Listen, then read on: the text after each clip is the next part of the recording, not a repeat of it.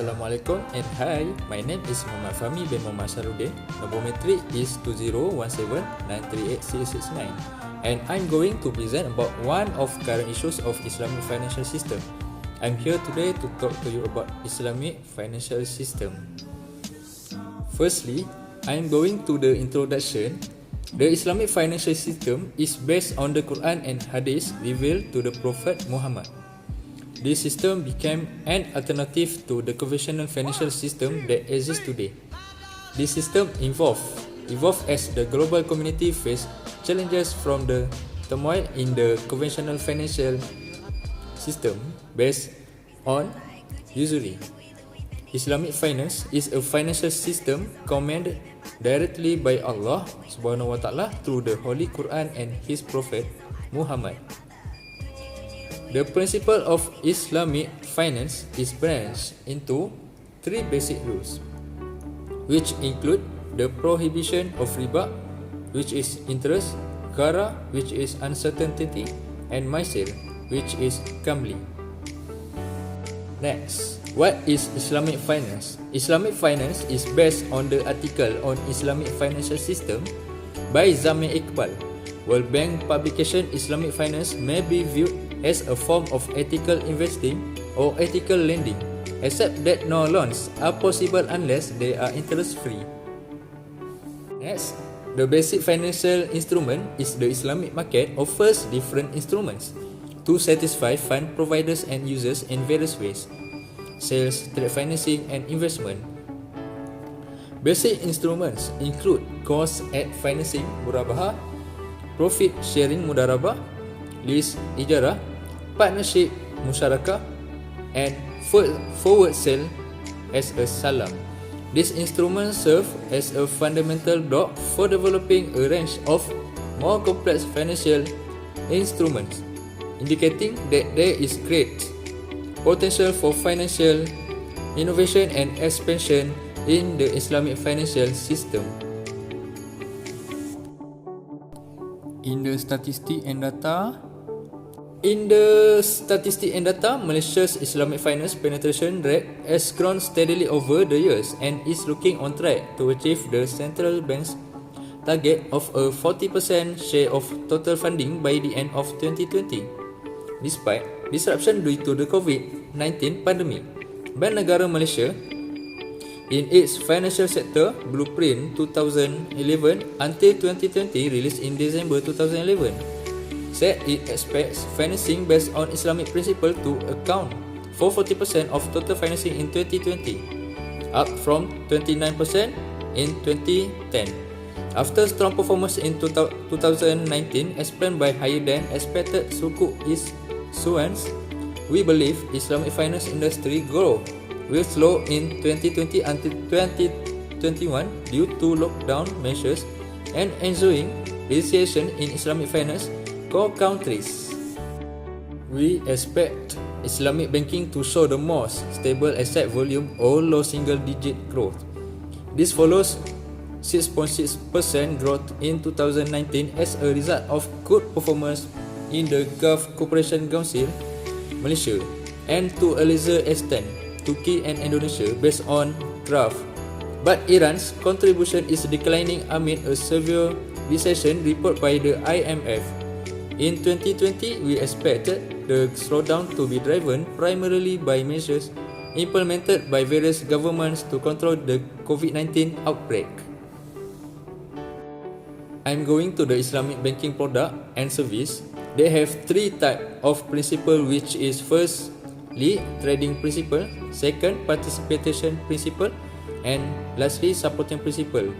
In trading principle, they have Ba'i Murabahah, which is Murabahah is a sale with a markup price, while Ba'i Wadi'ah, Al-Wadi'ah concept refers to a trusteeship relation whereby a person appoints another man to safekeep his custody for a period of time. Ijarah leasing can be defined as transferring the use of a commodity to another person at an agreed period and at an agreed price. In participation principle, first, musyarakah. Musyarakah means a joint enterprise formed for the purpose of conducting some business in which all partners share the profit and loss. Second, mudarabah.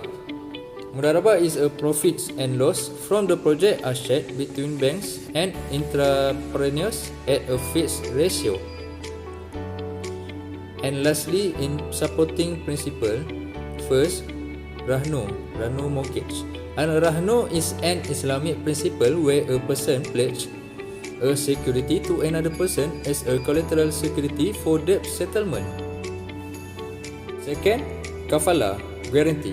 Al-Kafala is a contract of guarantee where the contracting parties or any third party guarantee the performance of contract entered by contracting parties. While Wakala agency, it is a contract where a person, principal authorized another person agent to do something on his behalf with some fees. Tabaruk donation. Tabaruk derived from the Arabic word tabarak, which means give something voluntary to others without requiring any exchange. And last, hibah. Hibah is a gift award to a person without consideration. I'm going to the issues and challenges. In the issues and challenges, they have 4 issues and challenges. First, the structural landscape of Islamic finance is based on leverage model. It can be concluded that Islamic bank, shareholders and takaful operators appear to have a strong preference for adopting a leverage model and approach that appears to be aimed at optimizing operational efficiency, reducing overhead costs, and ultimately maximizing business profits. Second, the issue of rigid mindset at various levels of decision-making authority. As a result, the products and services offered in Islamic finance are mostly on par with their conventional counterparts, using basic Sharia contracts as a channel of product structure rather than the backbone of product innovation itself. While market competitiveness, it is another key issue that should be considered in the implementation of impact-driven products. This is due to the longer turnover time required to approve financing or investment applications for such products, which is not comparable to traditional financial solutions. Lastly, in this issue is lack of awareness and demand for new products and services.